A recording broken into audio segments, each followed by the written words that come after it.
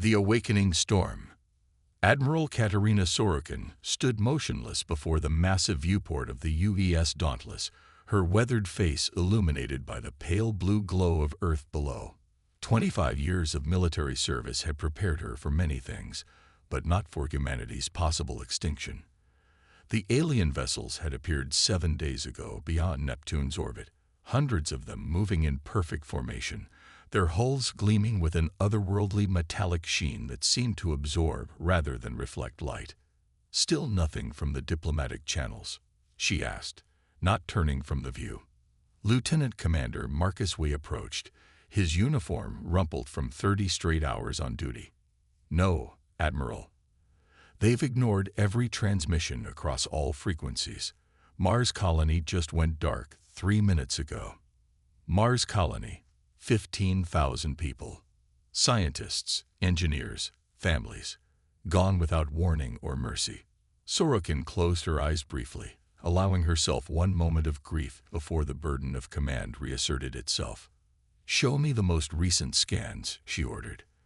The holographic display flickered to life in the center of the bridge, projecting a 3-dimensional map of the solar system. Red markers indicated the alien vessels, now moving methodically inward, having already destroyed every human outpost they encountered. "Their configuration is unusual," noted Lieutenant Santos, the tactical officer. "See how they form these overlapping hexagonal patterns, almost like a protective honeycomb structure, hence the designation we've given them." Way added, "The Hive." Sorokin studied the formation with narrowed eyes. Whatever these aliens were, they hadn't come for peaceful first contact. Their movements, their precision, their systematic destruction of human outposts. This was a deliberate extermination force. "What about our weapons tests?" she asked. Santos swiped through several data screens. Standard energy weapons had minimal effect. Their shields seemed designed to disperse and absorb directed energy. Missiles are intercepted well before impact. He hesitated. But what, Lieutenant? The mining platform on Ceres managed to fire their industrial mass driver before they were destroyed. The data suggests the impact caused significant damage to one of the smaller vessels. Sorokin leaned forward, interest piqued. "A mass driver? That's centuries-old technology. Essentially just electromagnets propelling metal at high velocity," Santos confirmed. "Nothing fancy. And that's exactly why it might work," Sorokin said, the first glimmer of hope warming her voice. "Their defenses are designed for advanced energy weapons and guided projectiles. They wouldn't expect us to use something so primitive." She turned to address the bridge crew. "Contact Earth Defense Command. I need a direct line to General Matsuo immediately." Within the hour, Sorokin stood before a virtual assembly of Earth's military and political leaders. Their faces showed varying degrees of fear, hope, and skepticism as she laid out her plan. "Mass drivers," General Matsuo repeated, her deep voice resonating through the communication system. "You want to defend Earth with glorified railguns." "Not just any railguns," Sorokin replied. "I propose we convert our orbital platforms into massive electromagnetic accelerators capable of launching tungsten rods at unprecedented velocities. At 50 kilometers per second, even a small projectile would deliver the kinetic impact of a tactical nuclear weapon, without the radiation." President Alvarez leaned forward, her expression grave. "How confident are you in this approach, Admiral?" Sorokin met her gaze unflinchingly. "Their shields are optimized against energy weapons, the logical evolution of defensive technology. They weren't designed to withstand simple kinetic impacts. We have one advantage. The Hive doesn't expect us to use outdated technology." The silence that followed was heavy with the weight of humanity's future. "How quickly can these platforms be constructed?" asked Defense Minister Kuznetsov. "We don't need to build them from scratch," Sorokin explained. "We convert existing orbital infrastructure, space stations, satellite arrays, even decommissioned spacecraft. Every shipyard and fabrication facility on Earth and Luna would work simultaneously." "Timeline?" Matsuo pressed. 3 weeks for full deployment." Sorokin answered. The hive will reach Earth in 4. President Alvarez exchanged glances with her advisors. This is our best option. It's our only option, Madam President, Sorokin said without hesitation. Alvarez nodded once, decisively. Make it happen, Admiral. All Earth's resources are at your disposal. The next 20 days blurred together as humanity's greatest engineering effort in history unfolded. Every available manufacturing facility on Earth and Luna worked around the clock. Space stations were hastily retrofitted with electromagnetic accelerators. Mining operations in the asteroid belt were redirected to harvest tungsten for projectiles. Sorokin oversaw it all from the UES Dauntless, now positioned in the midst of what appeared to be a debris field around Earth's orbit. Discarded satellites, abandoned stations, and derelict spacecraft. But it was all a carefully crafted deception. The Hive fleet has passed Mars orbit, Way reported. Estimated arrival, 48 hours. Sorokin nodded. And our defenses. 87% of platforms are operational. The rest will be ready within 24 hours. And the evacuation? Sorokin asked quietly. Way's expression tightened. 30% of designated personnel have been moved to the underground shelters. It's not enough time for everyone. Sorokin had known this would be the case. Earth's population of 9 billion couldn't be evacuated or sheltered, not even a significant fraction. Everything depended on stopping the hive here, at Earth's doorstep. The civilian government has been relocated to Sanctuary Base, White continued. President Alvarez sends her regards. She says she trusts you to do what must be done. Sorokin absorbed this with outward calm, though the weight of responsibility threatened to crush her. Billions of lives depended on her strategy, a desperate gambit based on centuries-old technology. As the hours ticked by, the massive hive fleet drew inexorably closer to Earth. The leading elements entered lunar orbit, their sleek vessels moving with disturbing precision. They're scanning our defenses, Santos reported, focusing on our warships and active defense systems, but ignoring our debris. Sorokin asked. Santos nodded. They're dismissing the platforms as non-threats, just as we predicted. A grim smile touched Sorokin's lips. Then they're in for a surprise. All ships, maintain position. Do not engage unless directly attacked. She opened a channel to all defense platforms. This is Admiral Sorokin. Operation Thunderbolt commences on my mark. The bridge fell silent, every eye fixed on the tactical display as the vanguard of the Hive fleet moved into optimal range. Now, Sorokin commanded. What had appeared to be abandoned mining equipment, derelict satellites, and inactive defense platforms suddenly came to life. Massive electromagnetic accelerators that had been disguised as ordinary structures powered up simultaneously. From dozens of positions around Earth's orbit, they unleashed their devastating payload. Thousands of tungsten rods, each precisely machined and magnetically accelerated to impossible speeds, converged on the Hive from every direction. There was no warning, no time to adapt their defensive shields. The first volley tore through the forward elements of the alien fleet.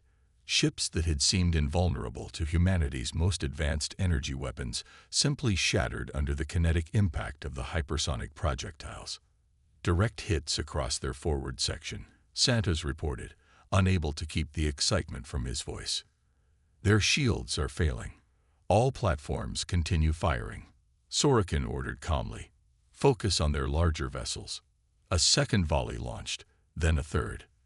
The bridge crew watched in stunned silence as ship after alien ship broke apart or spun out of control.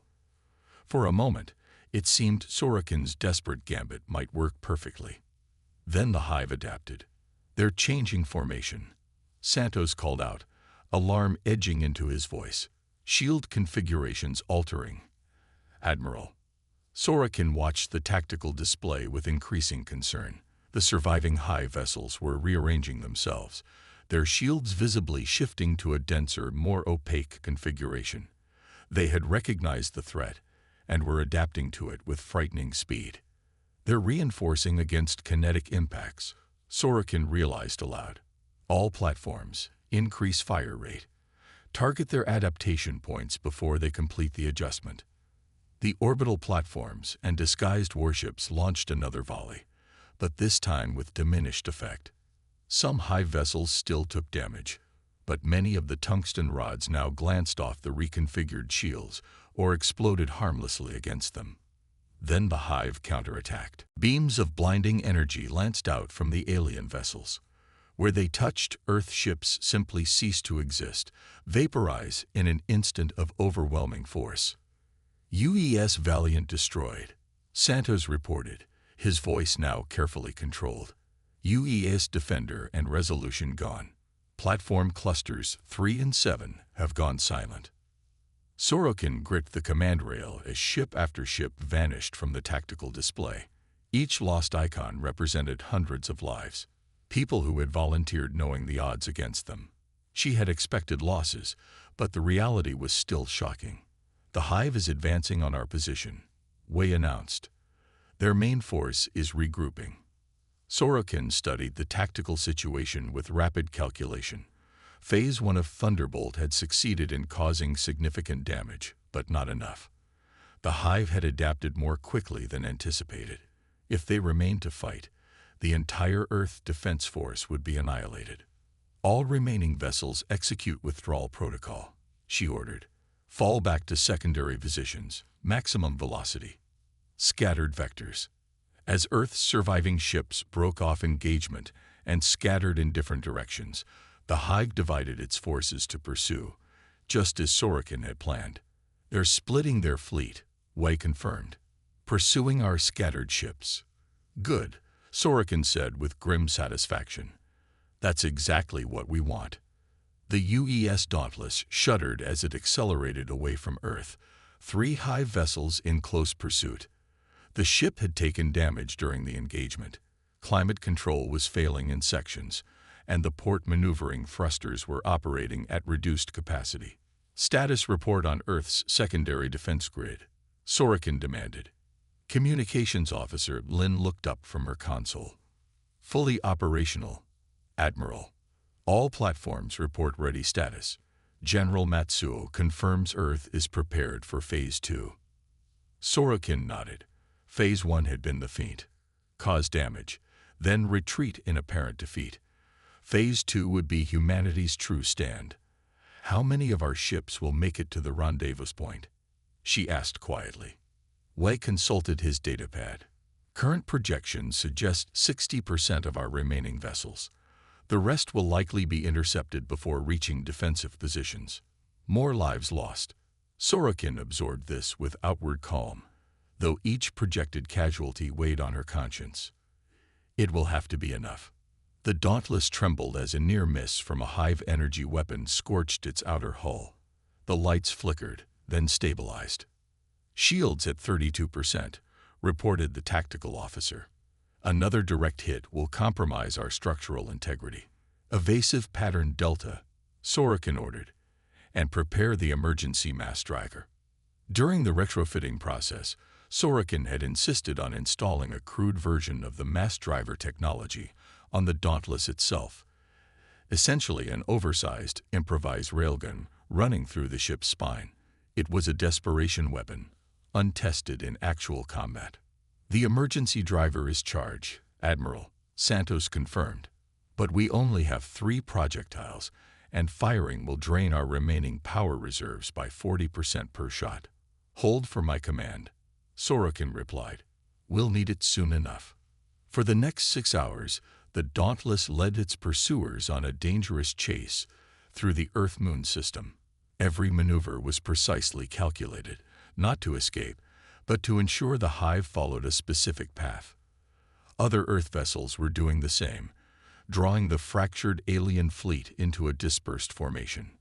By separating their forces to chase multiple targets, the hive had sacrificed their greatest strength, their coordinated defense.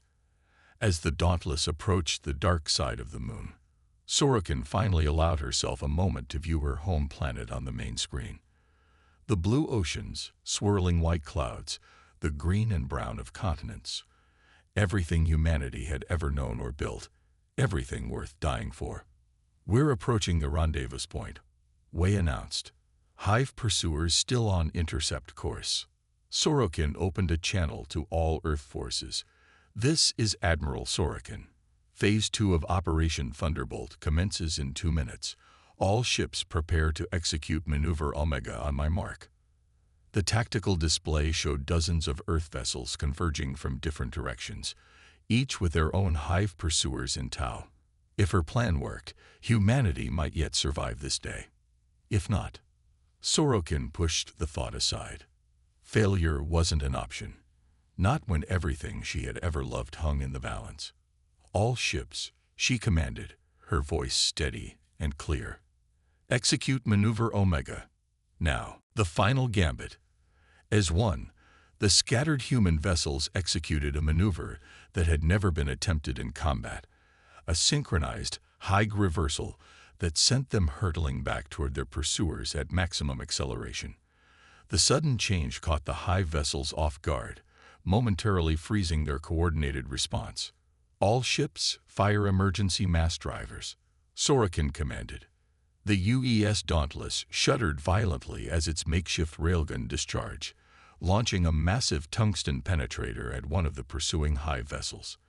Throughout the Earth-Moon system, dozens of human ships did the same, each firing their emergency weapons directly at their closest pursuer. The results were devastating. At such close range, the kinetic projectiles struck before the Hive could re-establish their defensive shields. 27 alien vessels were destroyed or crippled in a single synchronized volley. "Direct hit on target Alpha," Santos exclaimed. "Target disintegrating." But there was no time to celebrate. The Dauntless was now rocketing directly toward the remaining 2 pursuers, who were already recovering from their surprise. "Evasive pattern Kappa," Sorokin ordered calmly. "Prepare for second mass driver discharge." The massive human warship rolled and pitched, narrowly avoiding the energy beams lancing out from the Hive vessels. The maneuver aligned its spine-mounted railgun with the second pursuer. Fire. Again, the ship convulsed as the electromagnetic accelerator discharged another tungsten rod.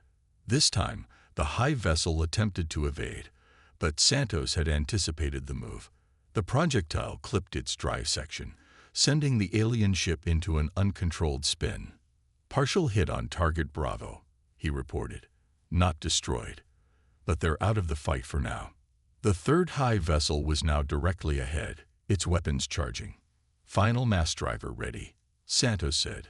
"Target locked."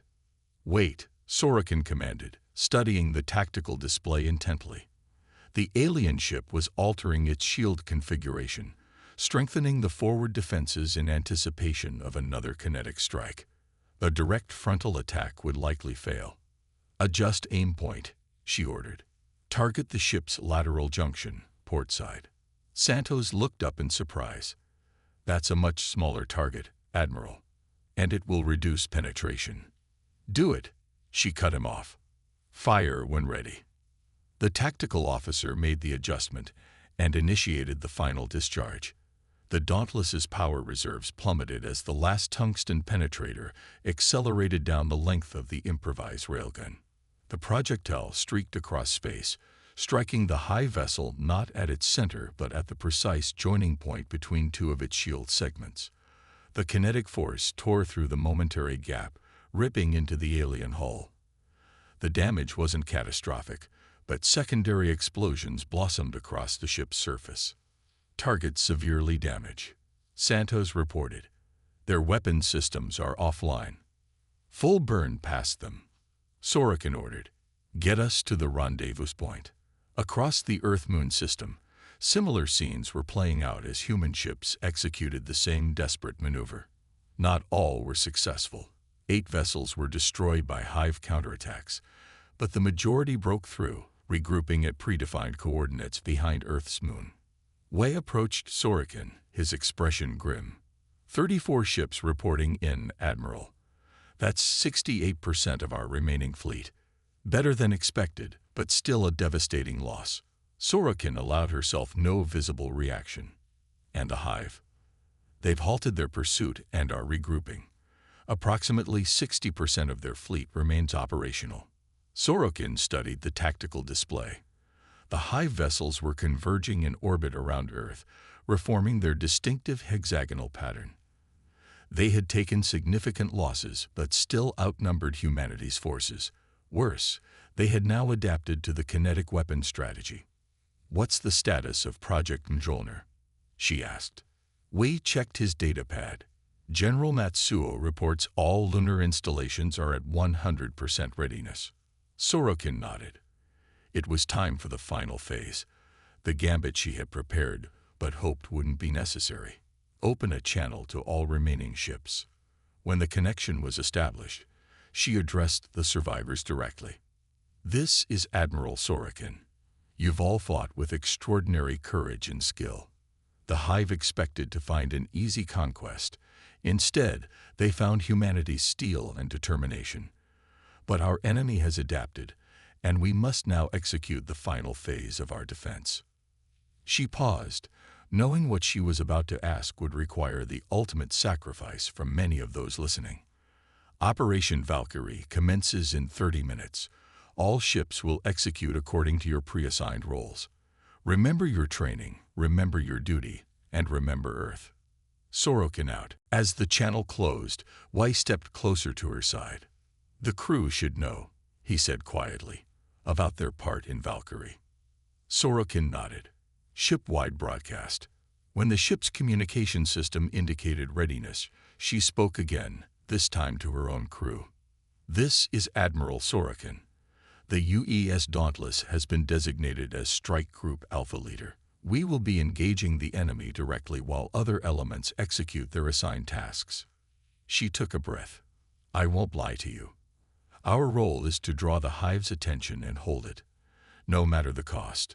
Some of us won't return from this mission." She looked around at the bridge crew, meeting each pair of eyes in turn. "It has been my highest honor to serve with each of you." Earth remembers her defenders. For the next 20 minutes, final preparations were made. The remaining human fleet separated into 3 distinct groups. Strike Group Alpha, led by the Dauntless, consisted of the 12 most powerful remaining warships. Strike Group Beta comprised 14 smaller, faster vessels. Strike Group Gamma held the remaining 8 ships. "All groups report ready, Admiral," Wei announced. Sorokin took a final look at the tactical display. The Hive fleet hovered in Earth orbit, their formation now fully reconstituted. Behind the moon, hidden from the alien sensors, the massive electromagnetic accelerators of Project Mjolnir waited, a weapon of last resort, built into the lunar surface itself. Strike Groups Beta and Gamma. "Commence diversionary maneuvers," Sorokin ordered. Strike Group Alpha, Battle Formation Delta. Prepare for direct engagement. The smaller, faster ships of Groups Beta and Gamma accelerated away on diverging vectors, aiming to circle around Earth from opposite directions, a move calculated to draw Hive vessels away from their main formation. Meanwhile, the Dauntless and its accompanying warships moved into a tight defensive formation. "Enemy is responding," Santos reported. "They're detaching 30 vessels to pursue Groups Beta and Gamma." "Just as we predicted," Sorokin said with satisfaction. "They're learning our patterns but still reacting predictably. Time to show them something new." She opened a channel to Strike Group Alpha. "All ships, activate stealth protocols and execute Maneuver Phantom." Across the 12 warships, newly installed experimental systems engage, bending light around their hulls and absorbing radar signals. Not true invisibility, but enough to confuse sensors. Simultaneously, each ship launched a dozen holographic decoys, near-perfect visual and sensor duplicates programmed to mimic the real vessel's flight patterns. Suddenly, where there had been 12 ships, the Hive's sensors would detect over 100 potential targets. "Decoys away," Wei confirmed. "Stealth systems operating at 94% efficiency." "Take us in," Sorokin commanded, directly toward their command cluster. The Dauntless and its squadron accelerated toward Earth, their real position obscured among the swarm of decoys. The Hive responded immediately, firing energy beams at the incoming targets. Most struck empty space, destroying only holographic projections. A few found their marks, obliterating 3 of the real warships. But the remaining 9, including the Dauntless, penetrated deep into the hive formation before being detected. "We're inside their defensive perimeter," Santos announced, his voice tight with controlled excitement. "Targeting solutions ready for all primary weapons. All ships, execute attack pattern Omega," Sorokin ordered. "Fire at will."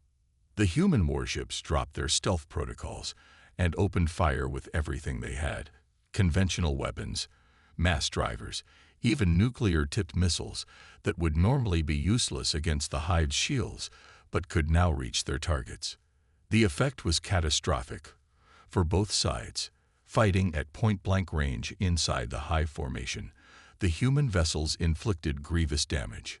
7 more hive command ships were destroyed in the initial barrage, but the aliens responded with equal ferocity. 3 more human vessels vanished in blinding flashes of energy. The Dauntless shuddered as multiple hits hammered its failing shields. Smoke filled the bridge as consoles overloaded and exploded. "Shields failing," Santos reported through the acrid haze. "Hull breaches on decks 3 through 7. Weapons capacity down to 30%. Y pulled himself back to his station after being thrown across the bridge. Blood trickled from a gash on his forehead. "Admiral, strike groups Beta and Gamma report ready for Phase 2. Despite the chaos around her, Sorokin remained standing, her focus absolute. Status of the hive formation: disrupted, Santos confirmed. Their defensive coordination is compromised. Approximately 40% of their fleet has broken formation to engage our different strike groups. Exactly what they needed. The hive's greatest strength was their coordinated defense, the way their ships could overlap shields and combine firepower. Separated and disorganized, they were vulnerable. Send the signal to General Matsuo, Sorokin ordered. Mjolnir is authorized. Fire when ready. Behind the moon, the massive electromagnetic accelerators of Project Mjolnir, dwarfing anything on the orbital platforms, powered up. These were no hastily retrofitted weapons, but purpose-built continent killers designed to launch specially constructed penetrators at a significant fraction of light speed. The first salvo fired. 12 tungsten carbide projectiles, each massing over 20 tons, accelerated to 0.05% of light speed. They crossed the distance from the moon to Earth orbit in seconds, invisible to sensors until the moment of impact. The results were beyond devastating. Where they struck, hive vessels simply ceased to exist, vaporized by the unleashed kinetic energy. The first volley destroyed 17 alien ships outright. The second, launched 30 seconds later, claimed 22 more. Mjolnir reports successful deployment. Admiral, Wei announced, unable to keep the awe from his voice. The hive fleet is in disarray. On the tactical display, the once orderly alien formation had dissolved into chaos. Ships scattered in all directions, some attempting to reform defensive clusters, others accelerating away from Earth altogether. Strike groups Beta and Gamma are engaging the isolated vessels, Santos reported. Confirmed destruction of 14 additional targets. Sorokin allowed herself a moment of fierce pride. Her strategy was working. The combination of decoys, precision strikes, and the overwhelming power of Mjolnir had broken the hive's cohesion. But the Dauntless was in dire straits. Multiple systems were failing, and the ship was venting atmosphere from several breaches. Admiral, we need to withdraw, Wei urged. Structural integrity is failing. Engineering reports the reactor containment system is damaged. Sorokin checked the tactical display once more. Most of the hive fleet was destroyed or in retreat, but a significant cluster, at least 20 ships, remained intact near Earth's northern hemisphere. And they were reorganizing, adapting yet again. They're forming a new defensive pattern, Santos warned, and it looks like they're preparing to launch something toward Earth's surface. Sorokin's blood ran cold, an invasion force, or worse, a planet-killer weapon. "How many Mjolnir rounds remain?" she asked. 3, Wei answered, but the targeting systems were damaged in the last exchange. Accuracy would be compromised. 3 rounds, not enough to guarantee the destruction of the remaining hive cluster. And with their newly adapted formation, even Mjolnir might not penetrate their defenses. Sorokin made her decision. "Set course directly for the center of that hive cluster," she ordered. "Maximum velocity." We stared at her. "Admiral, that's suicide. Our shields are gone, and structural integrity won't survive another engagement." "I'm aware, Commander," she replied calmly. "Have Mjolnir target our position." Time on target, 2 minutes after we reached the hive cluster. Understanding dawned on Wei's face. "You're using the Dauntless as a guide beacon." Sorokin nodded. "The hive can adapt to our weapons, but they can't adapt to this. Signal the other ships to clear the area." She opened a ship-wide channel. "All hands, this is Admiral Sorokin. Prepare for final engagement. Anyone who wishes to evacuate may do so now. Escape pods are authorized." She looked around the bridge. Not a single officer moved from their station. "It has been my highest honor," she said simply. The damaged Dauntless accelerated toward the hive cluster, its engines pushed beyond safe parameters. The alien vessels, detecting the approach, oriented their weapons toward the incoming threat. "They're targeting us," Santos reported unnecessarily as energy beams began to lance toward the Dauntless. Some missed. Others struck the already damaged hull, tearing away chunks of armor and structure. "Maintain course," Sorokin ordered as the ship shuddered and groaned around them. "Time to target." 40 seconds, Wei answered, his voice steady despite everything. The tactical display showed the hive ships rearranging, concentrating their fire on the approaching human vessel. They recognized the threat, but too late to disperse their formation. 30 seconds to contact. Wei counted down. "Mjolnir confirms targeting lock on our position." Sorokin nodded. "Send our final telemetry to strike groups Beta and Gamma. They'll need to finish what we've started." The Dauntless plunged into the heart of the hive formation, secondary explosions rippling along its hull as systems failed catastrophically. On the bridge, consoles erupted in showers of sparks. Emergency lighting flickered and died. "Reactor containment failing," Wei reported as warning klaxons blared. "Detonation imminent." Sorokin stood firm, her gaze fixed on the view screen, now showing the alien vessels surrounding them on all sides. "For Earth," she said quietly. The Dauntless's reactor went critical, releasing an explosive force equivalent to a small nuclear device. The blast tore through nearby hive vessels, destroying 3 outright and damaging several others. More importantly, it disrupted their formation at the precise moment when the 3 remaining Mjolnir rounds arrived. Guided by the Dauntless's final telemetry, the massive kinetic penetrators struck the disorganized hive cluster with unerring accuracy. The combined kinetic energy released was beyond anything humanity had ever witnessed in space combat. When the blinding flashes faded, not a single hive vessel remained intact. Debris scattered across Earth orbit, the remnants of what had once been an invincible alien armada. Throughout the solar system, the surviving hive ships, less than 15% of their original fleet, activated their faster-than-light drives and vanished into the depths of space. 3 weeks later, in the United Earth Government headquarters in Geneva, Acting Fleet Admiral Marcus Wade stood before the assembled leaders of humanity. "The reconstruction of our defense network continues on schedule," he reported. "Lunar Base reports that Mjolnir has been fully replenished with 24 new penetrators. The orbital platform network has been expanded to 300 stations." President Alvarez nodded. "And the new early warning system, operational beyond Neptune's orbit," Wei confirmed. "If the hive returns, we'll have weeks, not days, of advance notice." "Do you believe they will return, Admiral?" Defense Minister Kuznetsov asked. Wei considered the question carefully. "Yes," he said finally. "They underestimated us once. They won't make that mistake again. but neither will we.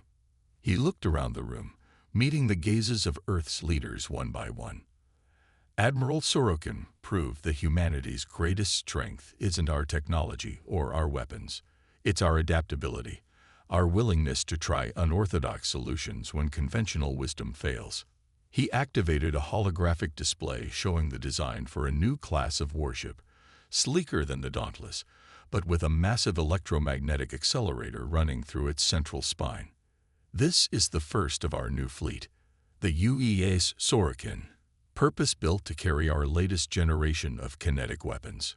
President Alvarez studied the design, then looked back at Wei. "How many?"